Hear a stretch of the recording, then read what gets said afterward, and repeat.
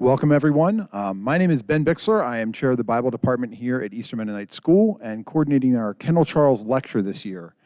Before I invite our speaker up, I just want to give a thank you to Elmer and Marianne Kennel, who are here with us tonight, for their vision for starting this endowment.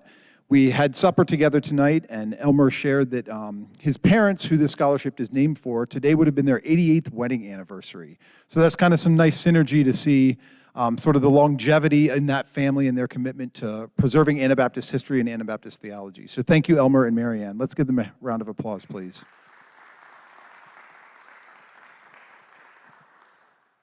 Tonight, I'm glad to welcome Jonny Rashid as our speaker. Jonny is someone that I met last August working on the Anabaptist Community Bible. Got to make sure I get that name right. So Jonny's very involved in that project right now. He's also a pastor in Philadelphia. Has grown up or has spent the last 20 years or so in Philadelphia, and so he's a Philadelphia native and knows that area very well. Pastors right now Circle of Hope Community Church, which is an Anabaptist group in Philadelphia. Jonny has recently written a book by Herald Press called Jesus Takes a Side. And so we're excited to hear him talk a little bit about faith and politics and what that means. So Jonny, if you come up here, I'll say a quick prayer, and then I'll let you get started.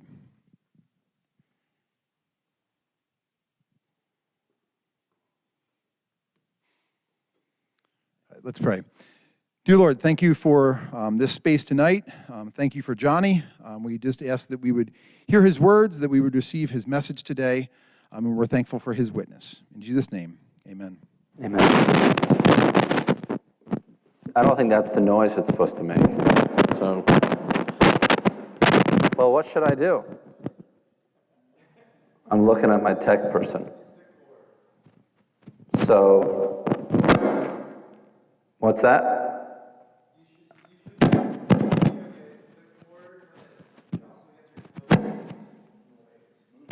But I jostle so much. That's why I need a lapel microphone, because I can't keep it, I move around a lot. So if I make a lot of noise, just forgive me in advance, okay? I'm glad to be here. Thanks for coming. Like Ben said, I wrote Jesus Takes a Side. It's about Christians embracing the political demands of the gospel, and I think that's something that can often challenge Anabaptists, and I want to share my perspective on that. So thanks again for having me, Ben. And it's great to be here at Eastern Mennonite School. My drive from Philadelphia was lovely. And it's much warmer here than it is in Philly, like by 20 degrees or so. So I'm happy about that. I want to talk to you about how my experience as a child of immigrants, as an Arab American, and as an Egyptian informs how I relate to the world politically and also theologically as a follower of Jesus. In January of 2017, our church had a love feast, and we called them love feasts as times that we gather for communion. And we had our first one after Donald Trump was inaugurated president.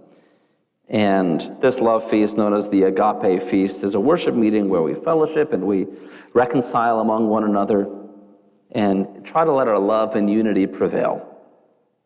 And I think in Jude and 1 Corinthians, you can find references to that. We eat together, we welcome new members, and we take communion. I was offering communion that night and offering the elements to the assembly. But my mind was elsewhere because it was right after the inauguration of Trump, and he had his first executive action was in effect. And colloquially, we refer to it as the Muslim ban.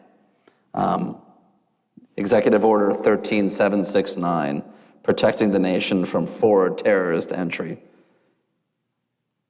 And it was a travel ban against people from a list of Middle Eastern countries. And it went into effect that day. That Saturday was the day. And it barred entry for anyone from Iran, Iraq, Libya, Somalia, Sudan, Syria, Yemen. And I got notices on my phone that there were people trapped in airports. They couldn't get through because this ban was in effect. And it made my heart sink. Now, I'm not a Muslim, but I'm an Arab, and you can't really tell the difference just by looking at us. And I felt like I had extended family trapped.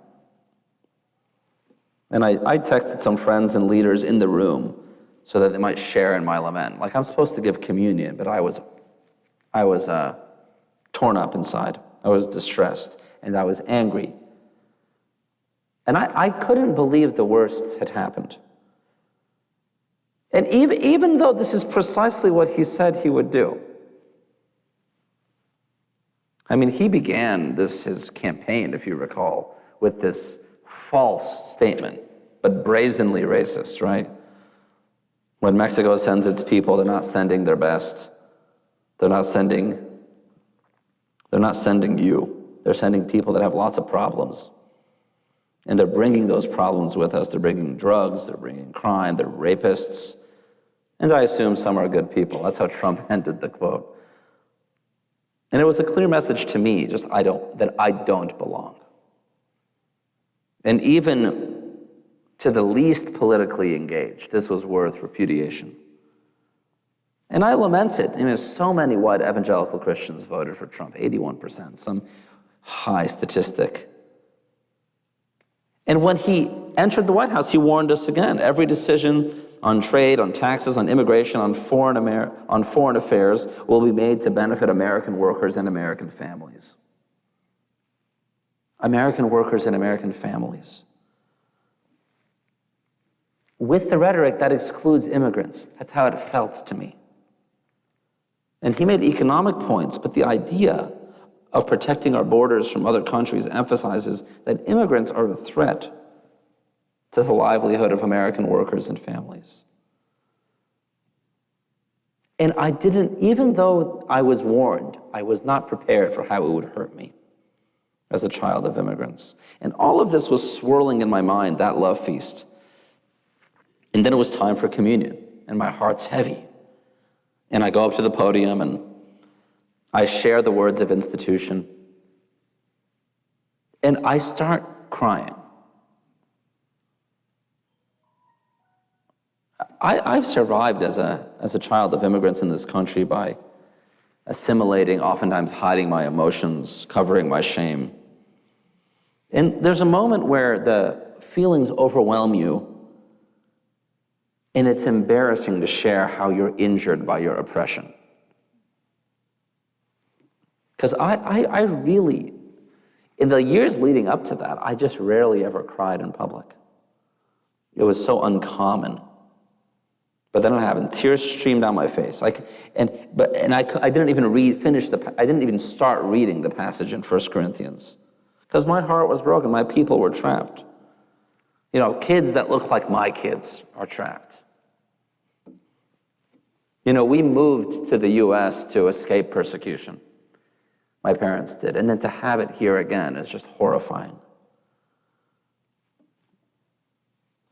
And I said, look, I can't offer you communion without mentioning what's happening in the country. These trapped immigrants, these immigrants that look like me and my children. And I felt strife within me because I have felt that in my life. I know what it's like to not be included, to be left out, just because of how I look and where I'm from. I needed Jesus to save me that night again. And I needed the communion meal to liberate me. I needed reassurance of my salvation, offered to me by a suffering servant, one acquainted with the oppression that I felt as a brown man in a white country, in a predominantly white church.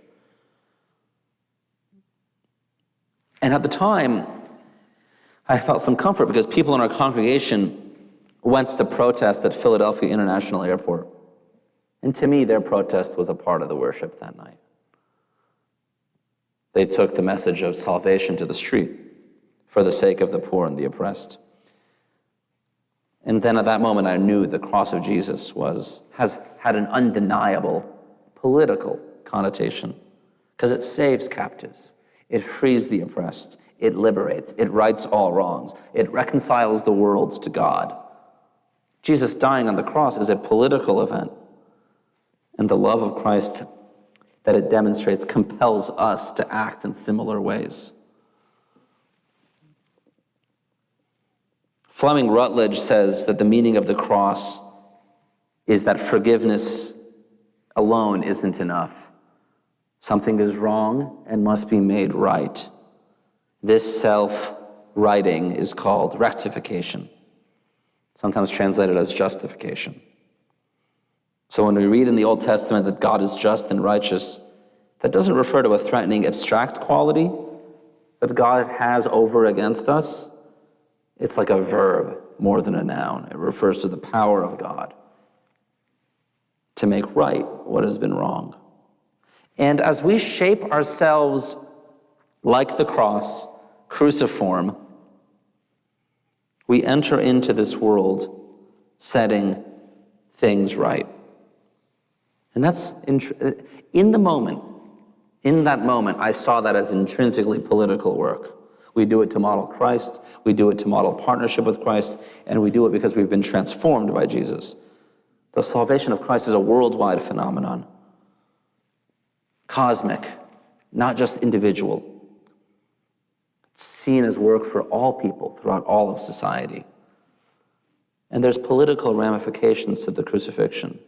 I knew that abstractly, but in the moment I felt it much more urgently because I connected the political moment at the time to the cosmic political event of Christ's crucifixion. But I did so with trepidation, and I do so now with some trepidation too.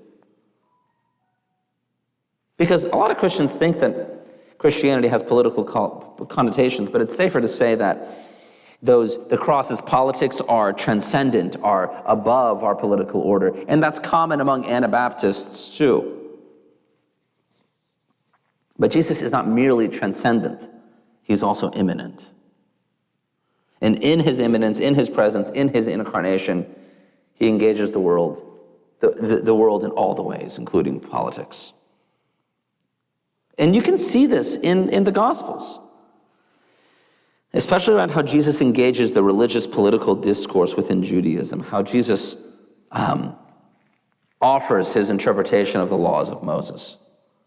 The Sermon on the Mount is Jesus' comment on the law of Moses, on the Torah. He makes it clear that following him is not just a matter of following rules, but living into them. So he intensifies the consequence of following the law in the Sermon on the Mount, while intensifying the grace that we have as followers. Jesus engages in such a political way because of how society sees him, and in his incarnation, how they see his body. A poor Palestinian Jewish rabbi. You know, he has skin in the game, you might say. That's what the incarnation does. The meaning the society offered him in his body and his faith, his socioeconomic status, his ethnicity, was political. And when I say political, I don't mean related to governance, but relating to public affairs, public matter. Jesus' body has political meaning because it has public meaning. His body connected him to the local politics of first century Palestine, just as mine did to 21st century United States. This intimate connection that Jesus has with his political context is entirely the point of God becoming a person, of Jesus becoming incarnate, of Jesus embodying God.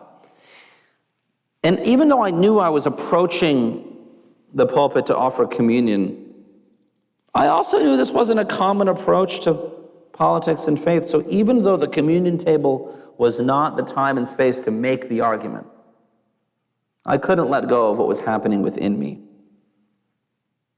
So in lieu of a biblical and kind of theological exercise, I put my body on the line.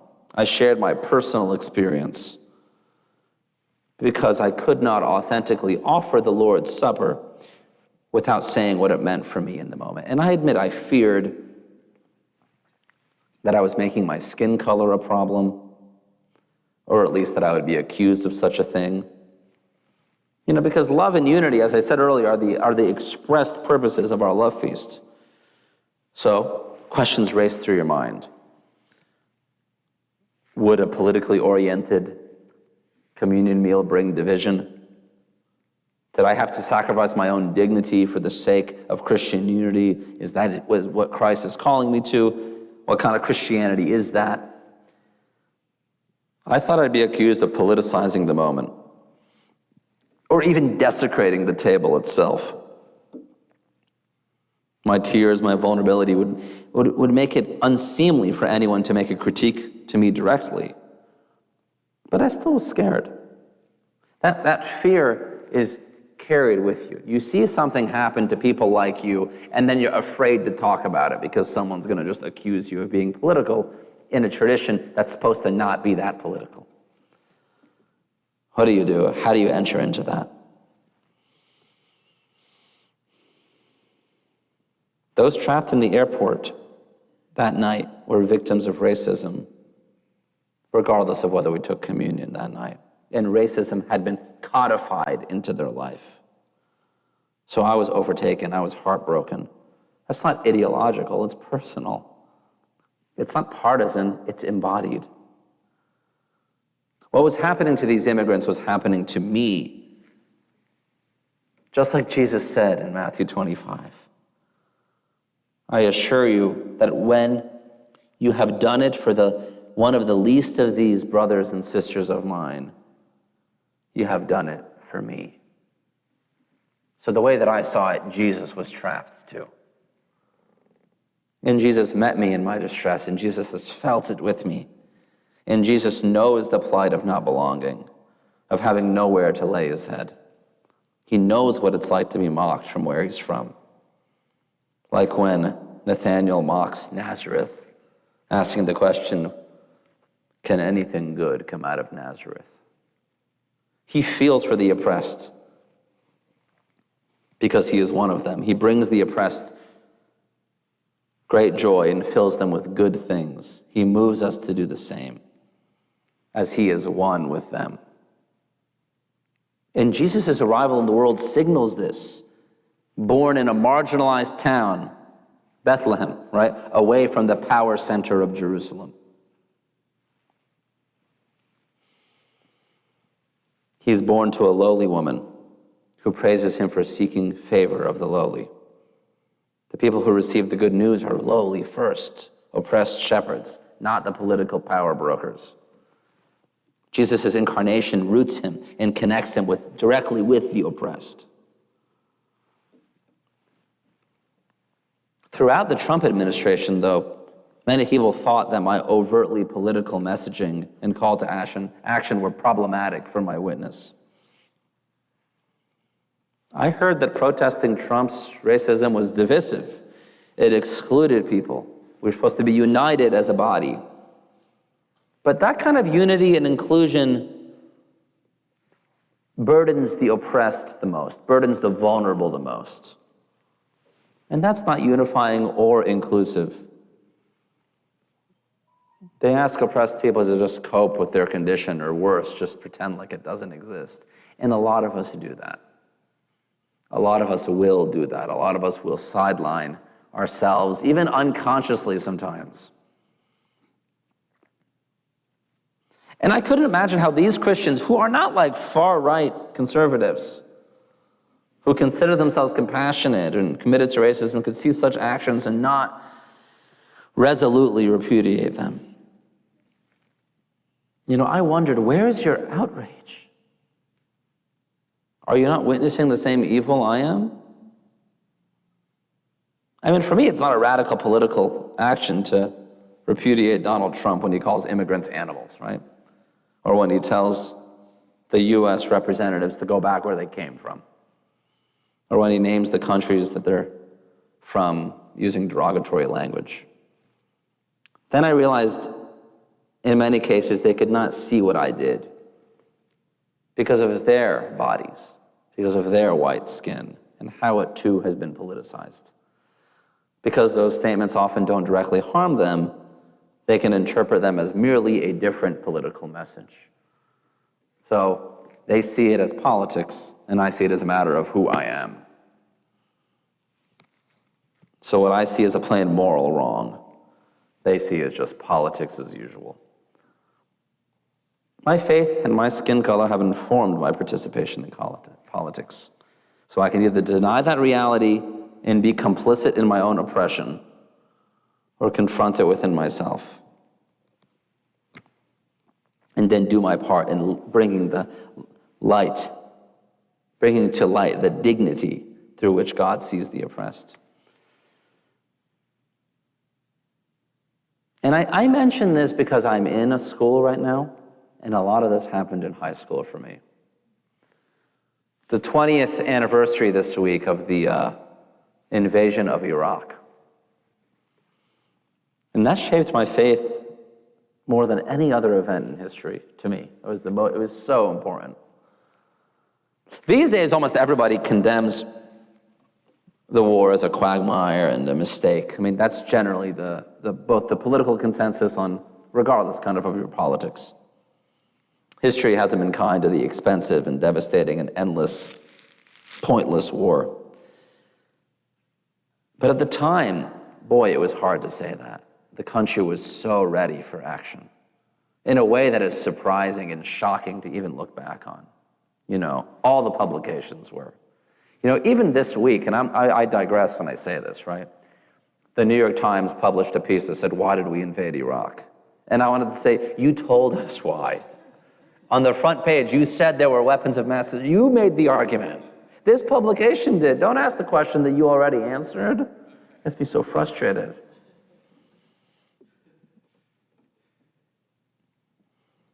And at the time, Congress voted overwhelmingly to authorize the war. And it was so popular, right? 63% of Americans supported the war. And then 2 months into it, 79% did. It's pretty tremendous. The majority of Americans still thought it was the right thing to do, so much so that, you know, George Bush won the election with 51% after, just a few years later.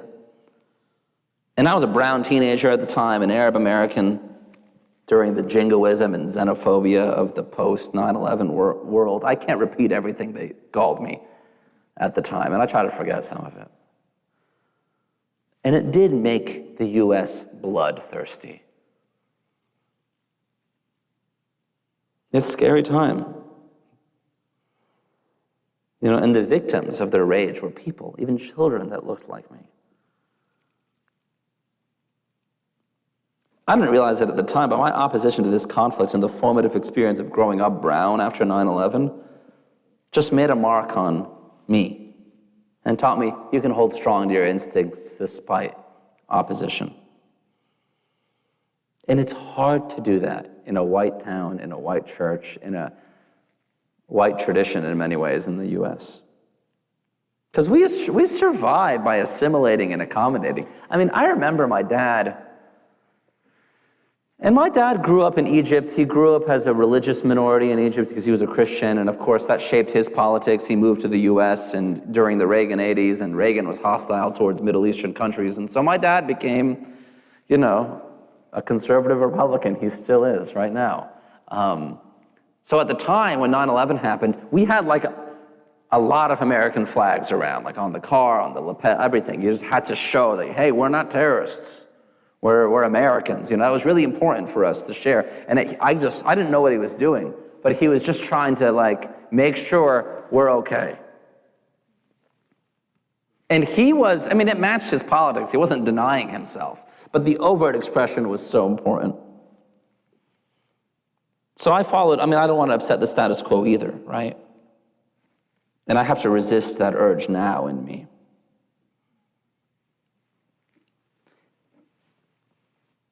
And having lived through that, with the evangelical Christians around me supporting the war, I was confused. I didn't know what was happening. I don't know why it was so high in support among Christians, despite reading the Gospels plainly and seeing a commitment to peace. Just like with the Trump administration, seeing a committed to loving our neighbor. Why are Christians acting this way?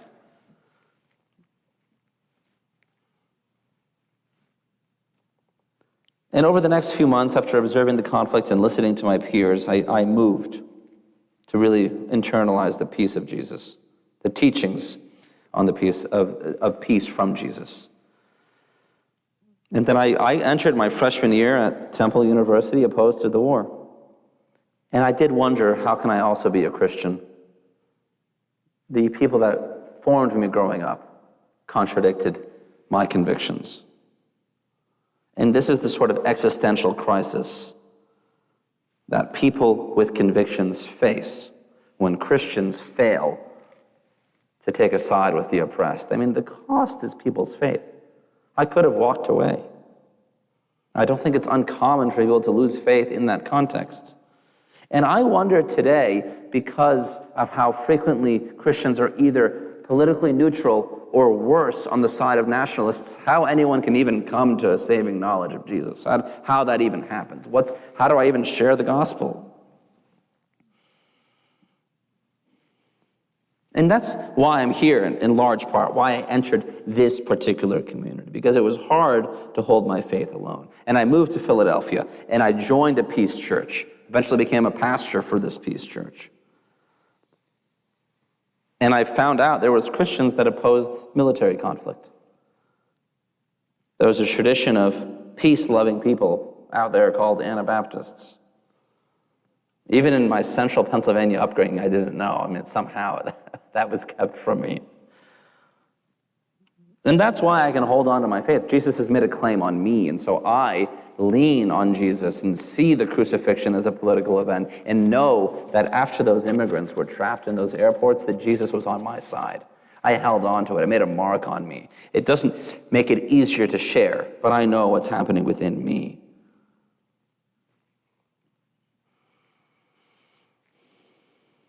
My awareness about how my body has been politicized is apparent to me because of my lived experience. It doesn't make my body more political, but it makes the politics of it apparent. People of color and other minorities are especially in tune with how our bodies have been politicized because of how we live. For people in power, whether they're white or men or a member of any dominant group, how do they get into a place where they can actually see that their body has been politicized too? Listen to the experience of minorities, and then in turn, discern how their bodies have been made political and how that politicization compels them to act politically.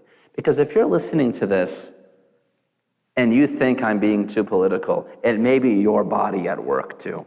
So pay attention to what's happening within you. It's hard to become conscious of that.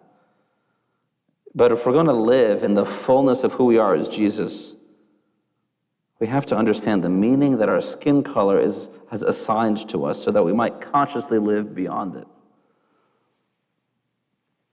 For people from dominant groups, this means committing to learn from the lived experience of minorities, right? It requires humility to observe the unearned power and privilege that we have. And oftentimes feelings of defensiveness and denial emerge. And I can relate to this because I'm a man, I'm a cis man, but also I'm a brown man. And now I'm acknowledging the fact that I've been a victim of racism. That's painful too, coming to terms with my own pain. And I felt that pain that Saturday evening in 2017 when I walked up to the pulpit to offer communion. And I feel it every day. I think my experience will be questioned. I fear that I will question it within myself. But I want to live into the fullness of who I am. I can only speak for myself as a person of color. But it takes a lot of courage to name the pain I've experienced and the political action I've taken as a result. So when the oppressed lead you, it's important to listen and consider what they're saying.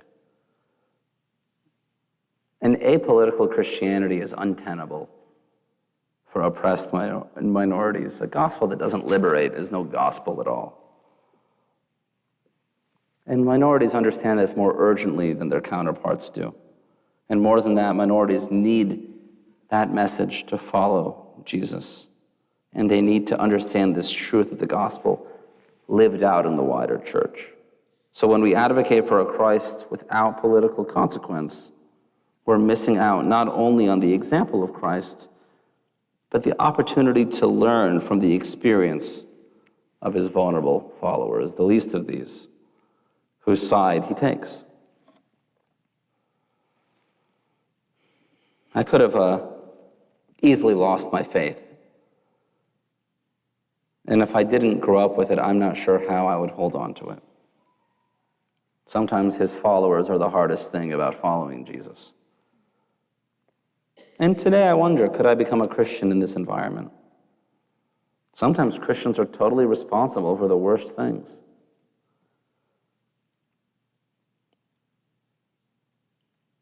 But if you want to hold on to your faith, you don't need to let the Christians that oppose you push you out. You know, the warmongers that supported Bush's invasion of Iraq tried to do that to me. The people that supported the Muslim ban tried to do that to me. We don't have to let them write the history for us. We can hold on to our faith and our convictions. We can know that Jesus sides with the oppressed. We don't have to let them have a monopoly on it. So my encouragement is to look for those opportunities and see how they have a bearing not only on our witness, but on the very livelihood of minorities around us that are affected deeply by our political circumstance. Pay attention to that. And don't be afraid to make political commitments that are in line with what Jesus taught us. That's what I have for now.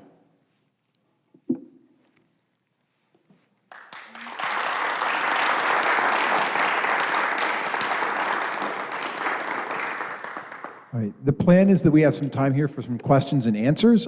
Johnny would welcome your questions and some talk back. Sure. So if you have questions, I have a microphone here. If we can speak into the microphone, that will help those on the live stream to catch those questions. So if you have questions, raise your hand and I'll come around with a microphone for you.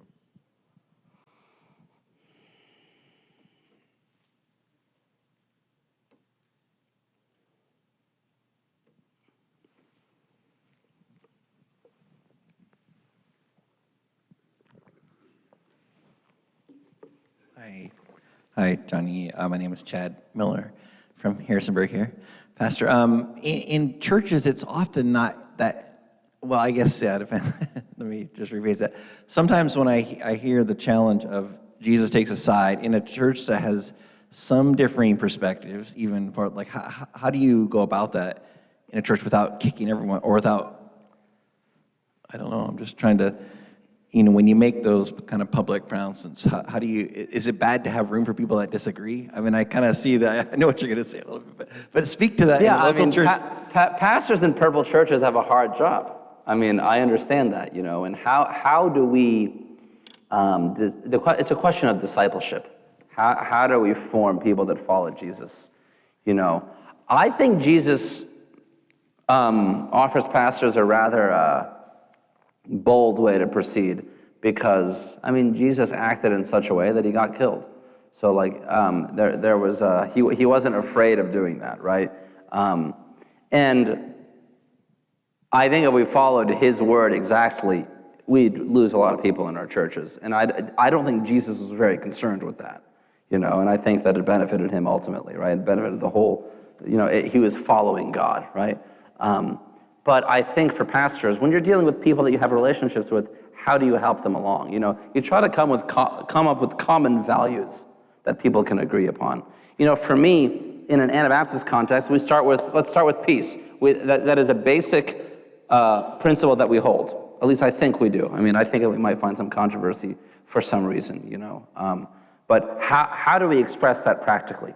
And so, for me, let's start with the war in Iraq, for example, and then what it means, and then talk about the political ramifications of that.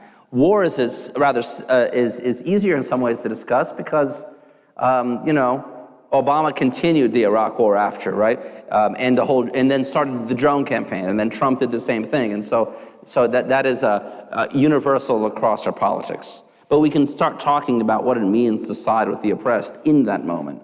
And then it leads to other matters as well. But then also in those congregations, we have to pay attention to the most vulnerable among us.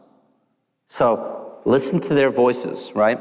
And when Paul talks about the body of Christ, he says the key to uniting the body, to ending division, is by elevating the voices of the people that we've disrespected, those members of the body that we have disrespected and regarded as less. So then we identify who those people are in our bodies and then lift up their voices. Sometimes people call that divisive, but Paul is saying, no, that's how you make sure there is no dissension in your body, right? So pay attention to them. Even right before he offers the words of what we've come to know as the words of institution, Paul rebukes the Corinthian church for their division across socioeconomic status, the strong and the weak, because all the wealthy Corinthians came to the communion table before the poor workers could come and drank all the wine and ate all the food. And he said, you are humiliating people who have nothing when you do this. And you're making a mockery of this table, because this table heals divisions by elevating those who need to be elevated. So in those bodies, pay attention to people who are most vulnerable by virtue of who they are, not about what they think, but about who they are. If we have bodies, congregational bodies, where people only see these matters as differing politics, we miss the people who are burdened most by it. Because it's not a discussion between, for example, people who are opposed to police brutality and people who want to defend the actions of police. It's a conversation about those who want to defend the actions of police when it comes to killing black men, for example, and not people who disagree with that position, but the black men themselves in your congregation. So it's one idea, and then it is a person. You know, it's not just about people opposed to immigration and people supporting immigration. It's about people opposed to immigration and then immigrants, right? And so how do we sacrifice for one another in that moment? You know, the discipleship has to be careful and delicate, but also assertive and moving us forward. And I think pastors have to shepherd the flock in that way. So that's my viewpoint. That's how I would do it. Yeah.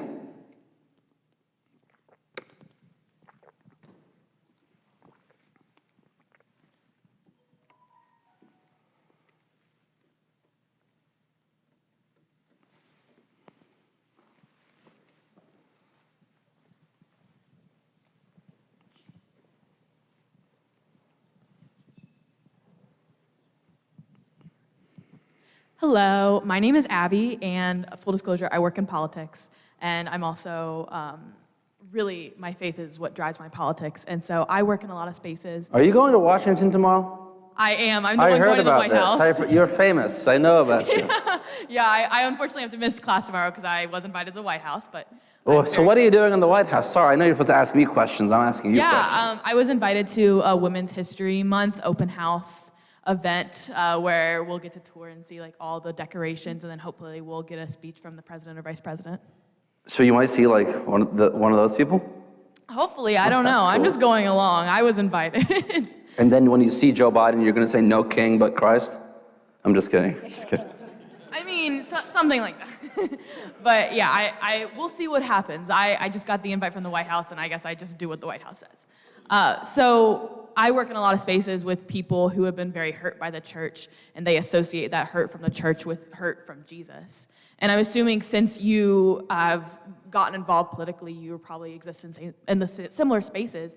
And because of the hurt that they associate with Jesus, I'm always hesitant to bring up my identity as a person of faith. And so I was just wondering, how do you have those conversations with people who have been hurt by the church and are political, but they don't understand that connection between how Jesus was political and how we reconcile those differences? It's tricky, you know. People have been hurt by the church, you know, whether they're, you know, queer people, racial minorities, all sorts of folks affected by it. For one thing, I remember the words of Jesus where he says, if you cause one of these little ones in faith to stumble, it's better if a millstone's hung around your neck and you're thrown into the Sea of Galilee than the judgment that awaits you. Something like that, right? And so Jesus reserves some of his harshest language for people who fall away from faith or can't access faith because of his followers.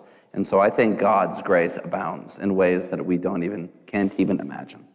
So that's one thing.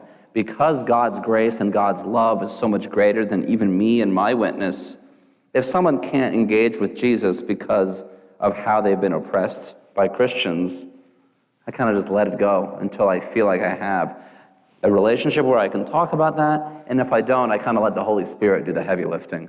And Jesus also says, this is how you'll know the Son of Man has arrived, right? The lame will walk, the blind will see, the sick are healed, these kind of things, because it is the actions of the church that allow for Jesus to be known. And I think Christians then, the church, can have a witness that counteracts the very loud and negative witness that often frightens people into following Jesus at all. And so I think it's important for us to continue to name our actions related to Jesus, specifically as Christians, so that people know what Jesus is about, not so much so that we convince people to follow Jesus. We're expressing who he is, and having fruits that bear that as well. So I do think that the road is long, but I hope that there's enough people that can help folks know that Jesus is worth following. It's pretty incredible in the U.S. that we have, the enslavers in the U.S. were largely Christians. But on the other side, so were a lot of the abolitionists. And a lot of the enslaved also became Christians. Because the truth of God, the truth of Jesus, is truer, so to speak, than even the worst actors when it comes to our faith. And so I hope, and I have faith, that God's grace and God's love will prevail. And in this in-between space, I think Jesus will offer grace to people who can't make it all the way, who can't even profess their faith, And who knows at the end of the age what opportunities they'll have to declare Jesus as Lord, right? And so focusing on what we can do now with them, like when you work with them, Abby, if you're like standing by them and doing this work with them, and they don't quite understand that you're doing it because you're a follower of Jesus, I think your body is a witness to them, and I think that's really great if you can do that. So I think you're already doing that work. I mean, I don't really know you that well, but from what I can tell, I think that you have that in you, and I think that's really cool. And if young people keep doing it, I think that's how things can change, for sure. So, more power to you. I think you got this.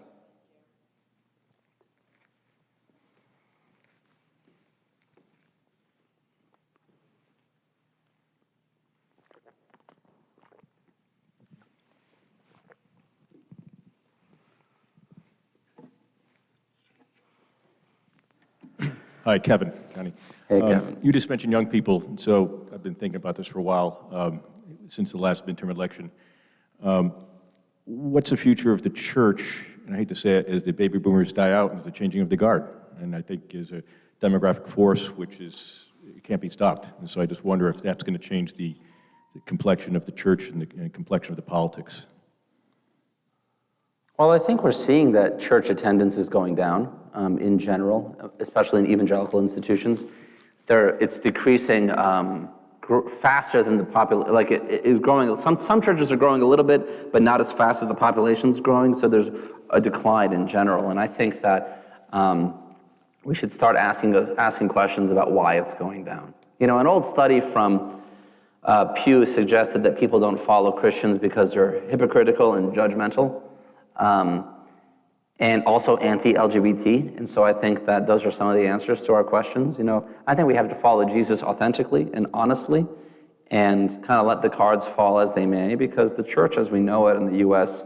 might need to fall apart. I think that Anabaptists have been resisting state churches and the formation of state churches, and so I think our tradition will keep going, but I think we need to have an authentic witness that matches it. And I think that, we'll be blessed as a result. I don't know what the future holds.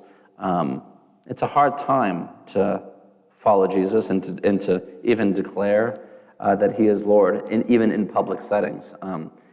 But I think that if we pay attention to why people are leaving, we'll get a better grasp about what to do. We've lost a lot of people are no longer conversant in Christianity. So they don't have a language that connects to it. And that's losing ground in the U.S. And how we want to regain that, even cultural how we want to till the soil really matters. Unfortunately, I think a lot of anxious Christians see the writing on the wall, and they cling to things like white Christian nationalism, which I think is a gospel killer, right? I think that does the opposite of what we want it to do. But they want to hold on to their way of life, and then they ally with real heinous people, and the costs are devastating, deadly, truly. And so how do we resist that, and how can we have a movement that is known for freedom, that is known for liberation, that is known for setting the captives free? I think that's the kind of Christianity that can be appealing to people. And again, I don't think we do it to fill up the pews, as it were. I think we do it because we're following Jesus authentically. And I think that the seeds that we sow will bear fruit. But I think that's how we posture ourselves.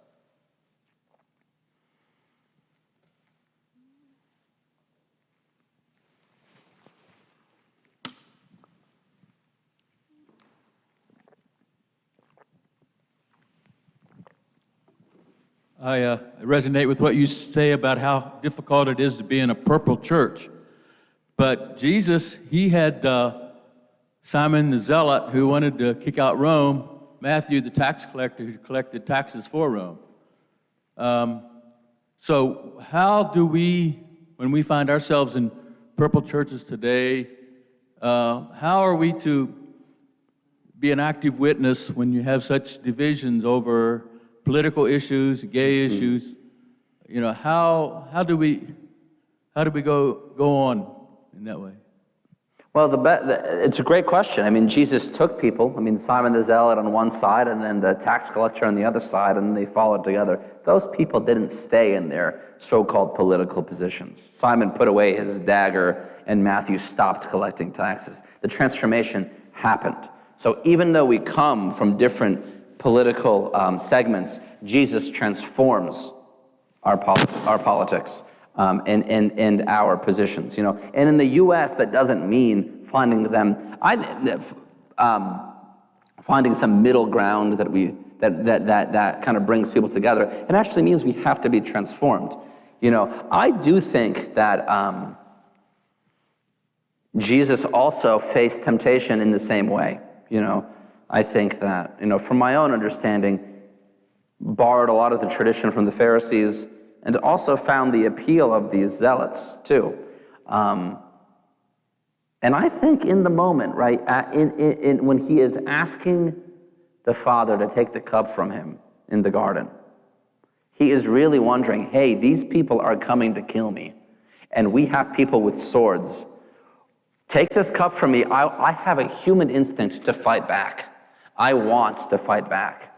Take the cup from me so that I might act this way. I think that's a real human temptation. And Jesus resists the violence, but doesn't resist the idea that everyone can be transformed and the world can change. And so I think we have to keep moving people to the transformative transformation via the gospel. And I do think that creates a unifying political ethic. I write to say that means we side with the oppressed, that's what that means. But our churches, just like we say about many issues, a lot of Christians are not hesitant to talk about how churches need to disciple people. We are forming people together, and pastors are too. And so there is an end place. The end place isn't political unity across difference. It's actually political unity for a common cause. And so I think that right now, especially in the U.S., we face real threats, and being silent about them and being neutral about them or not getting involved in politics, I think will lead to deadly consequences. And so it's challenging, and I think that pastors have to be bold in the face of adversity. During the global war on terror, pastors that were convicted to follow the peace way of Jesus said as much, and they lost a lot of people.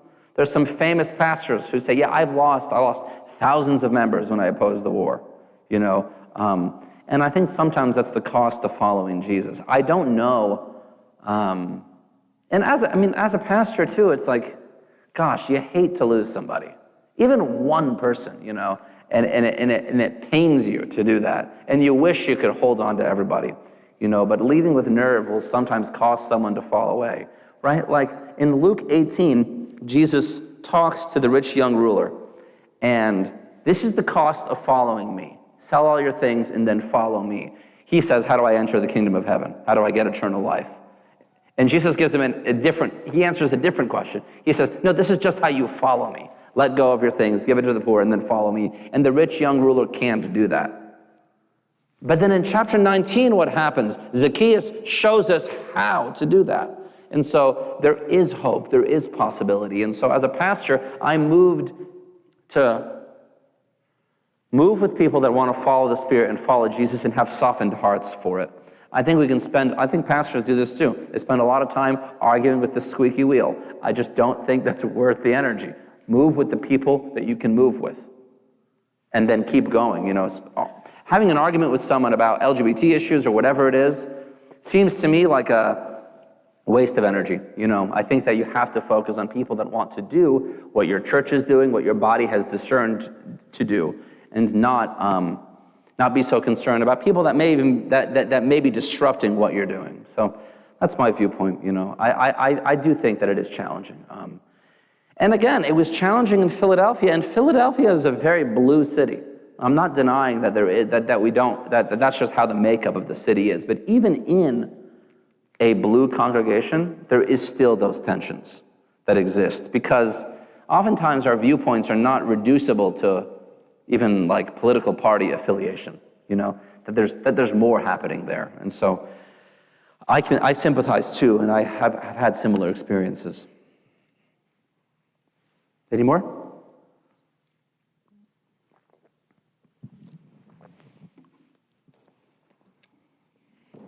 I am the daughter of generations of Anabaptist Mennonites from Pennsylvania. And I hear, well, let me say, a couple generations ago, we were taught not to be political, not enter the political realm at all, not to vote. In fact, I'm not sure my parents ever voted. We're at a different place now, but coming from that background of not being political, I hear you saying to us tonight, be political. It's important to have impact in our government. So how would you encourage us to do that, especially as a white Anabaptist Christian? In some of my writing, I remember it was during the 2020 election campaign, and Donald Trump was the Republican guy, and then the Democrats were still trying to figure out who their person was. And then there was maybe a month or so where Michael Bloomberg, who was another billionaire, bought all these ads on YouTube and was getting attention.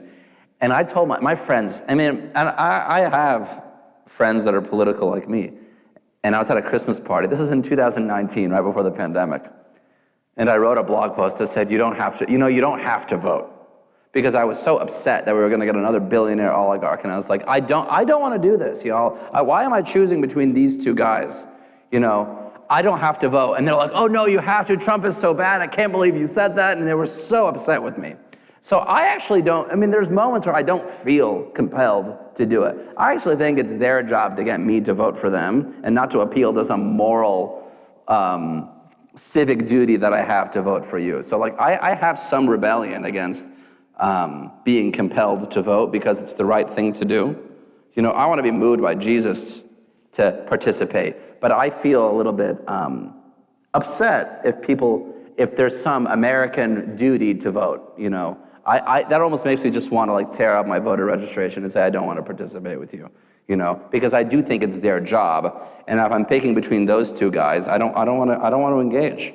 So on one hand, I understand that place. And I do believe it. And the Anabaptists in Europe had really, their resistance to participation was political in and of itself. They resisted the state church, was a political position, especially the German Anabaptists, right? More than the Swiss Mennonites, but we can talk about that later. But I think that there was a resistance to the state that had political connotation. In the U.S., that kind of falls apart because there's this freedom of religion, there's this liberty, and so all of a sudden our lack of participation is not the same kind of resistance. And so I think now we're learning that. And so I would appeal to people who had a very political tradition and got killed for it because the church and the state were so fused together in Europe. And now we have a different opportunity to engage in that way. And so what does it mean? What do these people fight for? What does it mean to follow Jesus? And what does that compel us to do now? Not participating in state politics in Europe meant something. And opting out now in the US means something else. And so, again, rather than having people engage in partisan politics because it's in vogue, I think it's important for us, especially in predominantly white churches, to, again, pay attention to the issues that really affect the most vulnerable among us. You know, I know stories of Anabaptists that, you know, fought for women's suffrage, for example, and then wondered why they didn't vote. They were fighting so hard for somebody else to have an opportunity. Why didn't I participate? Or, I think I'm getting the name right, Vincent Harding in the MCC in the early era, right, had a moment to say, no, you have to do this. The freedom movement really counts for us. And so I follow the lead of pastors of color and Christians of color and how they lead me to engage, because that's how I love my neighbor in Philadelphia. You know, that's how I follow the gospel. Politics isn't going to save us. It's not salvific. It doesn't redeem us. Jesus is still Lord, you know. But if we can do something now to alleviate some suffering of the most vulnerable among us, I think that's great. You know, I think voting is worth the amount of time it takes to do. I am not saved because of my vote. But even in voting, even in writing your senator, something like that, or your congressman, or even your local person in Harrisonburg, right? That can matter too. I think also people maybe have an easier time engaging in local politics than national politics, because national politics is so theatrical, and local politics tends to be less of a show. And so even just engaging in basic issues, you know, showing up to, like, you know, public forums to discuss local issues that matter to us, you know, because I think that engaging in that way, dealing with the inequity that we see right around us, right here, is helpful for people, because if we have an ethic of loving our neighbor, actually thinking about local politics that can affect them really matters. Like for me in Philadelphia, I'm an affordable housing activist. So I work with 80 labor-based, faith-based groups to advocate for affordable housing, because I think it's really important for ordinary Philadelphians to be able to live in the neighborhoods they grew up in without getting pushed out. Is that engaging in politics? A lot of people would say yes, but also it's just loving my neighbor. I don't know. I think when Jesus said that, we should, like, what if we took Jesus' words seriously? That'd be great, you know? So that's how I would do it.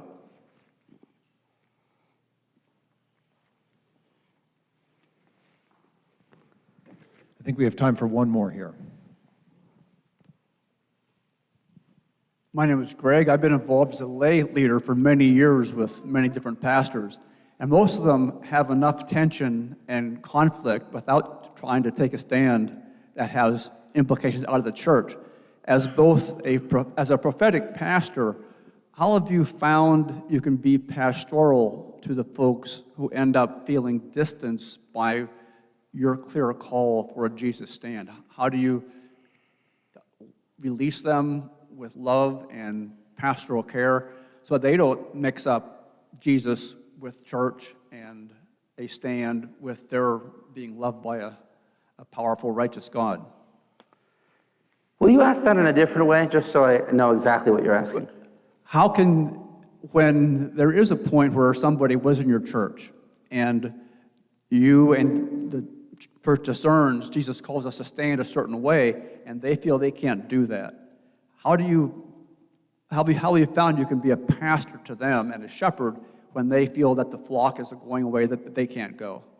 For me, that's a personal pastoral care conversation. I try to meet them where they are and talk to them, You know, I don't think I've said this yet, but I'm also queer and brown, and so I bring myself to them. And often, to be honest with you, I'm brown and queer, so a lot of people just self-select out of being in churches with me because of that. And I don't know what to do about that. I am who I am. But I try to meet them directly and talk to them. When I speak to the most vulnerable. And for the people that feel pushed out by that, I do try to talk to them. You know, I don't want to be very quick to dust my heels. I don't think that moral superiority is helpful, but I can't have them run the show. You know, we have a different vision, but I'm going to talk to you and I'm going to relate to you. And if you want to participate with us, you're more than welcome to. If you want to lead people to oppose what we're doing, now you're the one sowing seeds of discord. So I want to talk to you about not doing that, but help you along the way. And I think that we can. And I think that, you know, we can, even when it comes to very contentious issues like LGBT inclusion, like a lot of our churches and denominations are dealing with right now. And I think that, I mean, I appeal to the personal as much as I can, and then I trust the Spirit, because it's a hard time to be a pastor. So they leave you on Sundays in what you say, and they get all sorts of other messaging from cable news or talk radio or whomever. And so there's a torrent of information that's going to counteract your little message on Sunday, right? And so it's tricky to do that. And I think pastors also just have to take it easy on themselves. Like, you do your best, you know, and take your day off, you know. Keep telling your church to put money into the sabbatical fund, right? So that you can keep going, because you can get crushed by that. And pastors burn out all the time because of polarization. I mean, during the pandemic, good Lord. I mean, people wear a mask, people leave, you know, like there's so much tension and conflict and intense polarization that's happening right now that you can barely say anything without being pegged one thing or another. And so also, like, pray for your pastors, right? I would say care for them individually, those people that feel like they have to step away, but also just know that your pastors are holding a lot and trying to hold the body together. And in this time and place, I think that you will likely lose people as we follow Jesus, you know. And I think I think you lose them one way or the other. And so you have to do what feels true to you, you know. Like, our church went through, because we moved towards LGBT affirmation over time. And as we were approaching being affirming, we heard all the time about the people who were leaving because of this. And sometimes even the money they were sharing and all this stuff. And it was like, this is really compromising my morals. I don't know how to participate. Like, I don't even look at the giving statements. I don't want to know who gives what, because you know, I don't want my left hand to know what my right hand's doing. Isn't that what Jesus said, right? That's what I think that means. But even in our arduous process, where people were saying they're leaving because of this, we were losing closeted people and queer people that couldn't hang anymore. And for some reason, we never talked about them. We always talked about these other folks. And that's a frustrating place to be in, because, you know, leading with any nerve might anger some people. I don't think you should judge the efficacy of your leadership by the amount of people you anger. I don't think that's a good mechanism, because then you could feel like you're a great leader, but you're just an asshole, excuse me. But if you lead with some nerve, you could lose some people and you could anger some people. And so, like, understand that that's a consequence, you know, that's a possibility. So that's how I would approach it. Excuse my French, y'all, sorry. Well, thank you, Jonny, for sharing with us tonight. I appreciate your candor. I appreciate you sharing of yourself. And we look forward to having you with us for a few more days here. Jonny's going to be in class tomorrow with us and Monday in chapel. So let's give Jonny a round, and then also Elmer and Marianne another round of applause for making this possible. Thanks so much, y'all.